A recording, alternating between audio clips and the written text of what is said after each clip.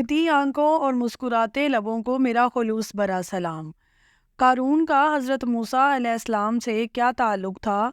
قارون کو اللہ تعالیٰ نے کثیر مال و دولت کیوں عطا کیا تھا؟ قارون نے ایک فاحشہ عورت کو کتنے پیسے دے کر حضرت موسیٰ علیہ السلام پر زنا کا الزام لگوایا، اور آخر میں قارون کی حرص و لالچ کا عبرتناک انجام کیا ہوا؟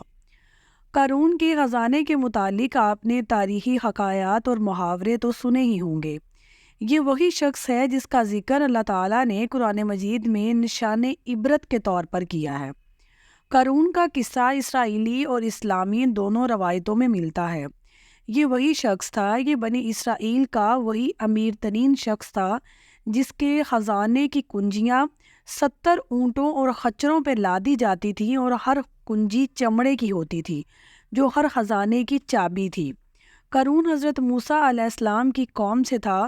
قارون جوانی میں بڑا با ادب شخص تصور کیا جاتا تھا اور تورات کا عالم دین بھی تھا، کیونکہ اس کی پرورش موسیٰ علیہ السلام کے سائے میں ہوئی تھی، اس لیے وہ علم بھی رکھتا تھا اور خوبصورت آواز کا مالک تھا، اور تورات اچھی آواز میں تلاوت کرتا تھا۔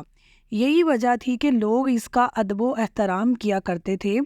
قارون ابتدا میں موسیٰ علیہ السلام پر ایمان لے آیا تھا، اور جب بنی اسرائیل کو غلامی سے نجات ملی تو وہ ان کے ساتھ مصر کو چھوڑ کر سرزمین موعود کو ہجرت کر گیا، اور وہاں اس کے حالات ایک دم سے بدل گئے اور اس کے ہاتھ میں بے شمار دولت آ گئی، اور یوں وہ امیر ترین شخص بن گیا جس کا ذکر قرآن میں کچھ یوں آیا ہے: بے شک قارون موسیٰ کی قوم سے تھا، پھر اس نے قوم کے ساتھ زیادتی کی تو ہم نے اس کو اتنے خزانے دیے کہ جس کی کنجیاں اٹھانا ایک طاقتور جماعت پر بھاری تھی۔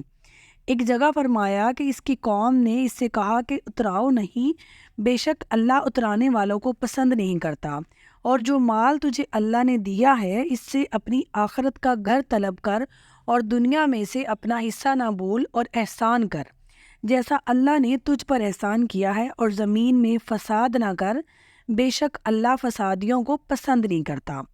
جب زکوٰۃ کا حکم نازل ہوا اور حضرت موسیٰ علیہ السلام نے اس سے عہد لیا تو اس نے یہ وعدہ کیا تھا کہ وہ اپنے مال کا 1000واں حصہ زکوٰۃ نکالے گا۔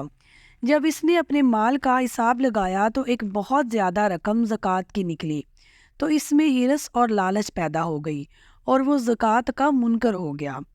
اس نے ایک گندی چال چلی، اس نے بنی اسرائیل میں سے ایک گروہ کو جو اس کے حمایتی تھے جمع کیا اور کہا کہ اے بنی اسرائیل، موسیٰ نے ہمیں بہت سارے امور کا حکم دیا جس پر تم لوگوں نے اس کے حکم کی پیروی کی، اور اب وہ تمہارا مال بھی لینا چاہتا ہے۔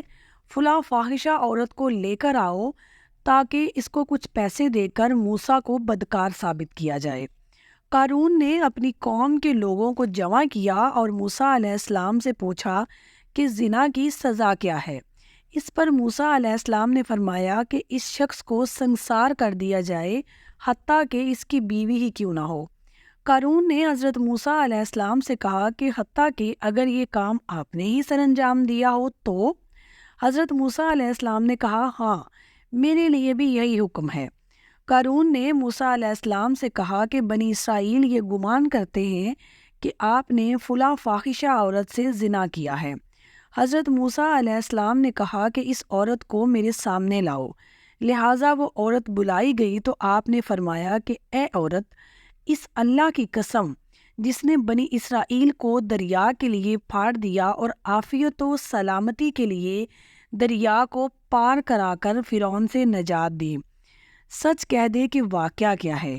حضرت موسیٰ علیہ السلام کے جلال سے عورت سہم کر کانپنے لگی، اور عورت نے سچ سچ کہہ دیا کہ اے اللہ کے نبی، مجھے قارون نے کثیر دولت دے کر آپ پر بہتان لگانے کے لیے آمادہ کیا تھا۔ موسیٰ علیہ السلام آپ دیدہ ہو کر سجدہ شکر میں گر پڑے، اور پھر اللہ کی مدد آئی تو موسیٰ علیہ السلام نے زمین کو حکم دیا تو زمین پھٹ گئی، اور قارون اور اس کے پیروکار سب زمین میں دسنے لگے۔ قارون، اس کا محل اور اس کا سارا خزانہ زمین میں دس گیا۔